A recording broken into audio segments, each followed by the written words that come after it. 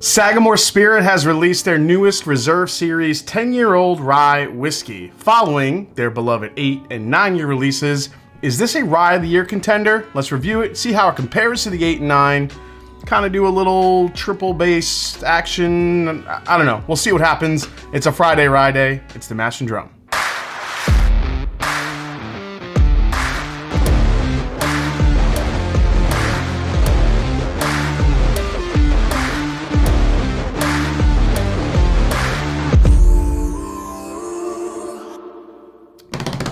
What's up, folks? I'm Jason C for the Mash and Drum, and welcome back to the show. Like the video, subscribe to the channel, and as usual, thanks for all the love and support.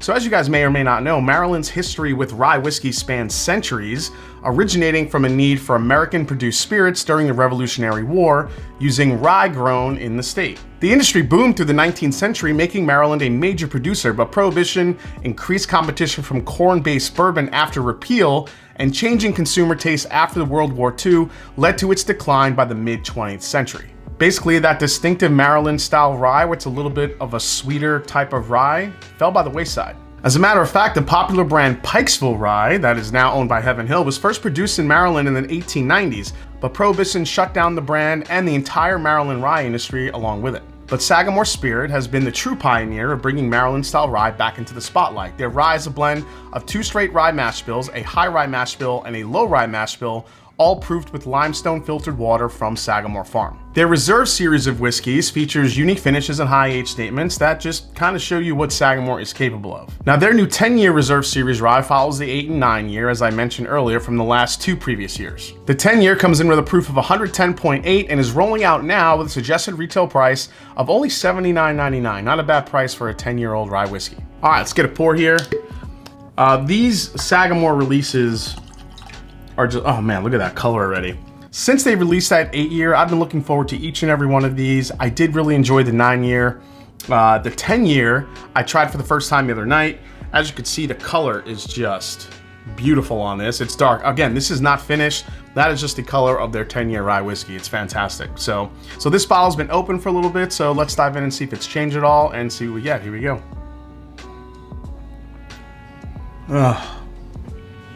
This smells so good.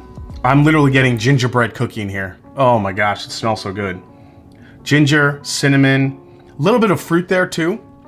I feel like I'm getting a little bit of like a raspberry, but I'm also getting that singed orange peel note you sometimes find in older ryes, where it's kind of like an aged orange peel, if you will, or a grilled orange peel, where the orange oils are really, coming out of that peel and just giving a lot of aroma here. Man, the rye spice is definitely there. I think a little bit of clove has come out a little bit more since the first time I tried it. I'll tell you what, from a rye standpoint, this is like Thomas H. Handy level stuff to me. Not every Thomas H. Handy. There are some Thomas H. Handys that have been really special, but just from a first impression standpoint, I mean, it's pretty close, if not exceeds some of the Thomas H. Handy releases from Buffalo Trace. All right, let's give it a try here. Actually, way more rye forward than I thought it was gonna be. If I'm going off of what I tasted in the 8 and 9 year, which we will compare here shortly, I remember those being a little bit more fruit forward. This is leaning more into the rye spice of things. More clove, more black tea, mint, all of those really rich rye notes that you get. Maybe even a hint of almost a root beer sassafras type of note that comes in, especially on the mid palate. Yeah, even on the second sip, this combination of clove, gingerbread cookie, there's a very, very light, almost smear of maybe orange marmalade or even like peach marmalade that hits the mid palate as well to go along with all that spice. But this really leans into a spicier type of rye than I feel like we saw from the 9 and 8, the 9 and 8 years. So it'll be interesting to see when we compare this here. But the finish on this is incredible. It just keeps going and going and going. But I do think it's well balanced. I think it's got a lot of big flavors here, especially front to back palate. The front palate actually gives you a little bit of that effervescence that you sometimes get from a spicier rye. The more I'm sipping this, the more peachy it's getting, which is interesting. I think the first time I tried it, I felt like it was a little bit darker, but now that it's opened up a little bit, getting this peachy vibe to it, like almost like a peach pie, peach cobbler, however you want to call it. But that is all intertwined with this gingerbread cookie, clove. This is really good. I think that if you're a fan of Sagamore, this one might fall, like if there's a spectrum of Sagamore flavors, you know, you definitely have the fruitier ones, you have your spicier ones, you have your rye heavy ones versus a little bit sweeter. This one, if this side is the sweet spectrum and this is the rye spectrum, I think you're way over here on the rye spectrum, where that spice is just really just building up and continuing to bloom here on the back of the palate. All right, it's time. Let's compare this to the 8-year and the 9-year and see how it stacks up. All right, Friday Rye Day just got serious. We're gonna test out the 8, 9, and 10-year Sagamore. As you can see, when all the bottles are just next to each other, you see that the 8-year and the 9-year generally look the same, aside from obviously the number and the age statement that's on there. But the 10-year, they went with a little bit more of a copper label, which I think looks pretty cool, makes it look a little bit richer. 10 years old is a pretty big milestone for a whiskey, so I think it's fitting that they gave it a little bit of I don't know, maybe a little bit of a richer label feel on the 10-year. So let's go to the 8, 9, and 10, and let's see what we got here. So let's go to the 8, which has been one of my favorites for a very long time. Wow, this 8-year has actually changed quite a bit. As fruit forward as it is, this has turned into just straight up a cigar box. It smells like a cigar box in the best way possible. Heavy, heavy cinnamon here. But that punch of fruit flavor is still there. Like in the 8, I still feel like I get more of a raspberry note, which I really, really dig. Maybe like borderline cherry a little bit. Let's give the 8 a try.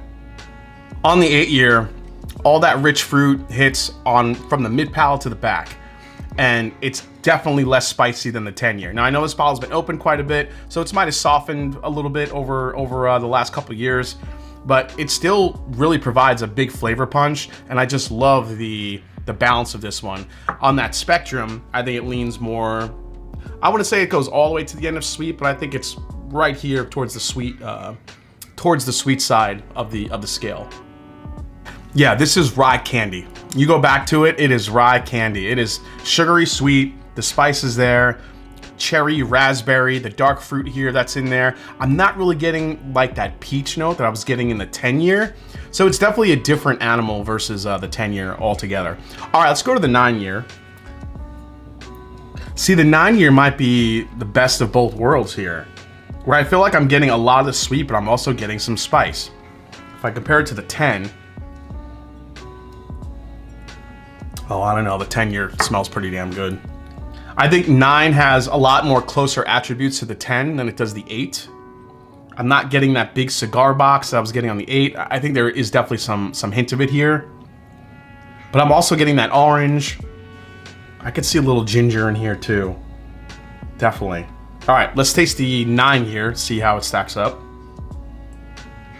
Interesting, so the 9-year I think takes some of the best parts of the 8-year and just boosts up the oak. I know it's a year older. You wouldn't think it's gonna get that much more, but it actually does. Let's go for another sip of the 9. See, when I sip the 9 again, I think it's darker, but it also gets, I think there's a lot more clove and baking spice here to be found. I don't think 9 is as balanced. Maybe those rye notes that can maybe be a little bit off-putting for some people, where it really gets into the clove and it gets into the allspice and some of those. I happen to love those flavors, but I'm also missing the sweetness and the balance that I was getting. I do appreciate how darker it is versus the 8, but I still think the 8 just has like these really just amazing flavors to it. All right, let's go to the 10 now. It's weird, the front of the palate to me, the 10 drinks lighter than both the 8 and the 9. However, I do find it the spiciest of all three. So I think for me, it might be between the 8 and the 10. And now I'm picking up like an almond note in the 8, which is interesting, you know, when you kind of bring in these other flavors. All right, one more sip of the 10 here. What's interesting here is that from year to year, 8, 9, 10, they're all pretty different, at least to me. I think there obviously are some consistencies throughout, but the 8-year is fruit, cigar, almond, and you know, and some oak. 9-year, I feel like leans into more of the oak and more of the spice, and especially the baking spices, the clove, the allspice, and all that in between. Maybe a little more tobacco too. The 10-year, I feel like, is kind of a mix of both. However, I'm not really getting the almond or anything that I'm getting in the 8. The 10-year leans more into gingerbread, cinnamon, and that peach cobbler note that I keep picking up. It's kind of crazy when you think about it, how different they are, but I really do dig this 10. I think it could even open up more. I mean, Sagamore just keeps putting out killer ryes, and I still think people are sleeping on them for whatever reason, maybe because it's a rye whiskey. But all in all, final breakdown time.